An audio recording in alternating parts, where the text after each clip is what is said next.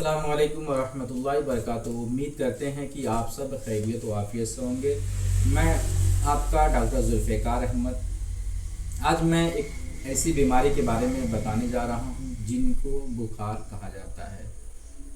बड़ा हो या छोटा हो, अगर जिनको भी फीवर हो रहा है, बुखार हो रहा है, तो आजकल पेशेंट और डॉक्टर, पेशेंट ये समझ रहा है कि मैं खुद डॉक्टर हूँ और डॉक्टर ये समझ रहा है कि मैं बहुत बड़ा डॉक्टर हूँ। याद रखें, जब भी आपको परेशानी हो तो सबसे पहले आप डॉक्टर से मिलें। बहुत लोग ये करते हैं कि जब उनको बुखार होता है तो फ़ौरन डॉक्टर से नहीं मिलते हैं, बल्कि एक दो दिन झेल लेते हैं। जब ये बीमारी और बढ़ जाती है या एक हफ्ता का इंतज़ार कर लेते हैं, जब ये बीमारी हद से ज़्यादा बढ़ जाती है तो फिर डॉक्टर से मिलते हैं और डॉक्टर काफ़ी इनको बोलता है, डांटता है और फ़ौरन सुई का इस्तेमाल यानी इंजेक्शन लगा देता है। तो बिल्कुल ऐसा ना करें। जब भी आपको दिक्कत हो, बुखार हो रहा हो, फ़ौरन अपने करीबी एक अच्छे डॉक्टर से मिलें।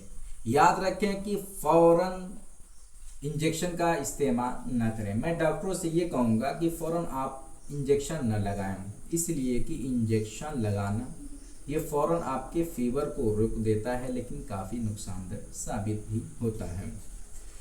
और कुछ लोग ऐसे भी हैं कि वो जब उनको फीवर होता है तो फ़ौरन डॉक्टर से कहते हैं कि आप हमको इंजेक्शन लगा दीजिए ताकि हमारी फीवर, हमारी बुखार तुरंत ख़त्म हो जाए।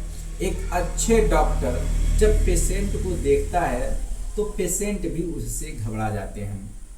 जब एक अच्छे डॉक्टर की निशानी है कि जब भी पेशेंट उसके पास जाता है फीवर की बीमारी लेकर, यानी बुखार का बीमारी लेकर, जब वो पेशेंट डॉक्टर के पास जाता है तो डॉक्टर सबसे पहले 1 या 2 खुराक की दवा देता है।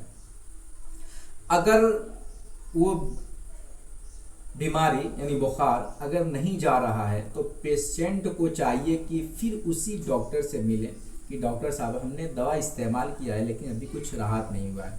फिर डॉक्टर 1-2 दिन का और दवा देता है, अच्छे से अच्छे दवा इस्तेमाल कराता है। अगर फिर पेशेंट को राहत न मिले, पेशेंट ठीक नहीं होता है, तो फिर डॉक्टर जांच कराता है कि आखिर ये बीमारी क्या है जिसकी वजह से फीवर नहीं जा रहा।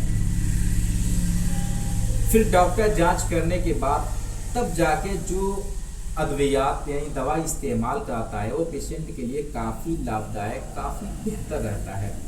लेकिन कुछ डॉक्टर ऐसे हैं, जैसे ही पेशेंट गया और कहा कि हमको फीवर है तो फ़ौरन टैबलेट या सुई का इस्तेमाल कराते हैं, जांच नहीं कराते हैं।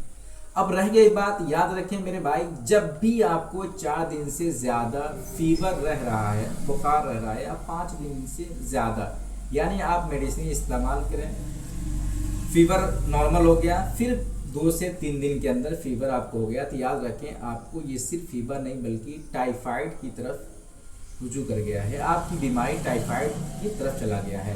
तो अब डॉक्टर ये जांच करेगा कि टाइफाइड जो हो गया है, अगर वो जांच के लिए भेज रहा है तो आप बिल्कुल जांच कराएं, इसलिए कि जब टेस्ट कराएंगे तो ये पता चलेगा कि आपके फीवर के साथ साथ कौन सी बीमारी आ चुकी है। याद रखें कि जब भी टाइफाइड, डेंगू, मलेरिया, हड्डी तोड़ बुखार अगर आपके बॉडी में है तो याद रखें कि सिर्फ वही नहीं बल्कि आपके सेल्स को डैमेज करता है, हीमोग्लोबिन को कम कर देता है, आरबीसी को डाउन कर देता है और आपके प्लेटलेट को भी डाउन कर देता है, तो जिससे काफ़ी आपको कमज़ोरी महसूस होती है। इसलिए डॉक्टर टेस्ट लिखता है, जांच कराता है, ताकि पता चल जाए कि कौन सी बीमारी अभी पेशेंट को लग गई है।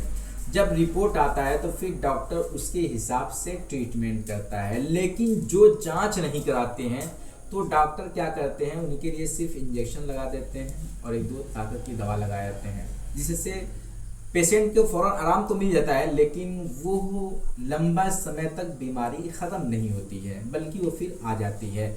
लेकिन जब डॉक्टर जांच करा लेता है और वो टेस्ट के बाद, रिपोर्ट देखने के बाद जो आपको दवा देता है तो वो बेहतर अंदाज में, यानी उसमें प्लेटलेट, आरबीसी, हीमोग्लोबिन और आपके फीवर, ये इन तरह के दवा देकर आपके बीमारी को बिल्कुल जड़ से ख़त्म करने की कोशिश करता है।